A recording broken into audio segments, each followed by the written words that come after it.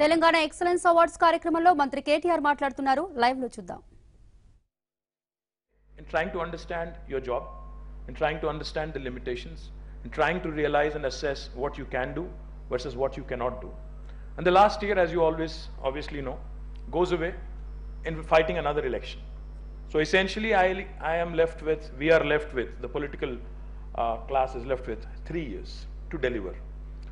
Now in our country, if we have to deliver the goods in 3 years, you have to understand why you see a certain sense of urgency from the political leadership. Because if you have to deliver, then you have to build processes, you have to make amendments to legislations, and you have to get things going, and you have to deliver on time so that you can showcase your work to the people. Because very often in politics, very often in our country, many political parties and many political dispensations, their focus is on next election, not next generation. Unfortunate, but true. But that is the reality of politics. Now I have to get elected again if I have to do some good. If I have to continue to do the good work that we have started, we have to get elected again. So therefore you will see a lot of requests coming in, therefore you will see a lot of pressure being built up, therefore you will see a lot of deadlines being imposed, a lot of accountability being sought, which I think in my mind is not unfair. Because very often we have heard from the political class of this country, be the Prime Minister or the Chief Minister, a particular slogan that resonates with me. Our Prime Minister, Shri Narendra Modi, and our Honorable Chief Minister, Shri K. Chandrasekhar Rao, have often said, have often repeated, minimum government, maximum governance. What does that mean? Is it an empty, hollow slogan, or does it actually have a backing, a basis, and a resonance with people? I've had the good fortune of being educated in the West. I went to a school in New York City. I also have a postgraduate degree in biotechnology here in India. When I've lived in the United States, I've also had the privilege of not just going to school, but also working there for some time, for a very limited time. I lived there for about 8 long years, 2 years in school, and then almost 6.5 years of working in a private sector there. In the 8 years I lived in the United States, I've only had to meet, or I've only had to visit a government office once in 8 years. And I worked, I've been educated there, I've paid my bills, I've paid my taxes, I did everything the government wanted me to do in the United States as a law-abiding citizen. I've never broken law there. Maybe I've gotten a speeding ticket, but beyond that, I've never broken law there. What is the point I'm trying to make? The point is, I've only had to go to a government office once. And why was that? That was to get my driver's license.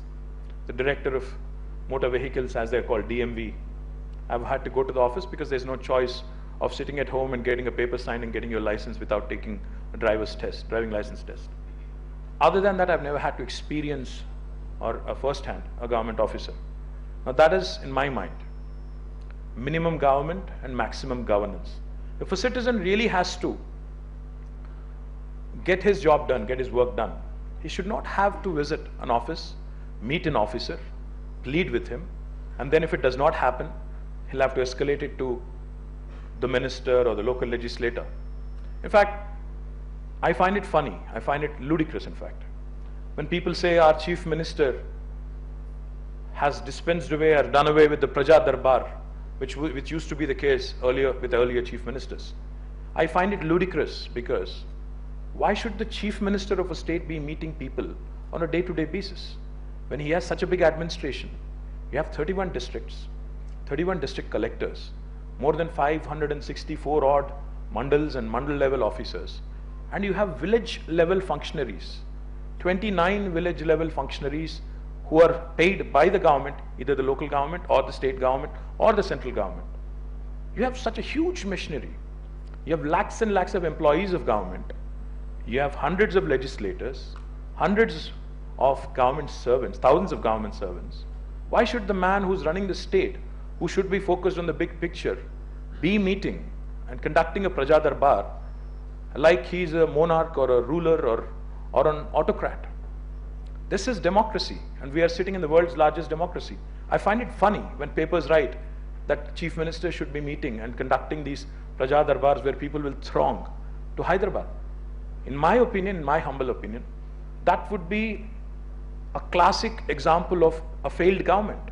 If people are rushing to the chief minister to get a pension, to get a chief minister's relief fund, to get the basics met, then there is something seriously wrong with your administration. Then there is something seriously wrong with the local grassroots administration. Then there is something seriously wrong with the way we think.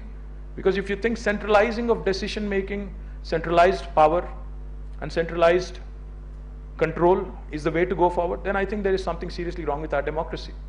It's a failed government in my opinion if chief minister has to really start doling out pensions and start doling out taking decisions which could be taken by a mandal level officer or a village level officer. So therefore I find it very, very ridiculous. And the second thing I would say is, a lot of times when we say government, I see our police department, who's doing a fabulous job, by the way, Home Secretary is here, who's doing a fabulous job of law and order. But very often, governance is associated with something very visible and tangible. When we see a cop every 100 meters, we feel, okay, this is government. You feel a sense of security. But is that what governance is all about? Is that how we should give our people the confidence that this government is working for you? I don't think so. Governance should be felt. Governance should not be seen or heard. Governance is not about being in your face. Governance is not about suspending a few employees in full public glare, making a tamasha of it. Our governance is not about conducting teleconferences for 7 to 8 hours. Governance is not about review meetings that go on forever, because no meeting will last or will have an impact on the audience if it lasts beyond a couple of hours, because then everybody's a human being and everybody just dozes out or just closes out. And I think most of you know what I'm talking about. Point I'm trying to make is, governance is not about being loud. Governance is all about being subtle but effective. Governance is all about making that silent statement, ensuring that you focus on delivery and not just about making that political rhetoric or political noise all the time. Now, a lot of times in India, again, in my limited capacity, in my limited understanding, Sir has far more experience. I'm sure he'll enlighten you on many other facets of government. A lot of times when something goes wrong, the first question that gets asked, in fact, our Honorable Chief Minister alludes to this all the time. The first question that gets asked in our government, especially by the head of the department or your superior, is, who did it? The question should be, what went wrong? Not who did it. Somebody's done it because the process, the system allows you to do it. Now, if you start asking the question, the right question, you'll get the right answers, the right solutions. It's not about who did it. It's about how it happened, why it had happened, and how you can take away that subjectivity from that particular person. Now, a classic example of what this government has been able to achieve. Now, Suresh Chandraji talked about transparency, he talked about corruption, he talked about the report that came out recently. Let me also share with you. This government believes in ensuring that processes outlast persons, institutions outlast individuals. It also believes in taking out the subjectivity from individuals, no matter how high up you are. Classic case now, Jayesh Ranjan, my Principal Secretary of Industry and Commerce, is sitting here. Pradeep Chandraji was the Special Chief Secretary who was responsible for the TS IPAS Act, which we brought in. Now this TS IPAS, when Honorable Chief Minister was reviewing industrial permissions and industrial clearances in our state, he asked us one pointed question. He said, how long does it take for an individual investor to get a clearance in the state of Telangana? The answer varied depending on who was answering. Some said it was a couple of days, some said a couple of weeks, some others said it could take a couple of months also, and maybe a couple of years if that person does not like you. CM said, why should that be the case? He said, please take out the subjectivity out of it. Why can't we bring in a time-bound system and say, if I do not deliver in 15 days, on the 16th day it's a deemed approval. Initially there were, I'm sure, few gasps, sighs of relief, of course. And when in fact this was proposed and mooted by our own bureaucracy at the behest of our Honorable Chief Minister, and when subsequently a legislation was also enacted, today Telangana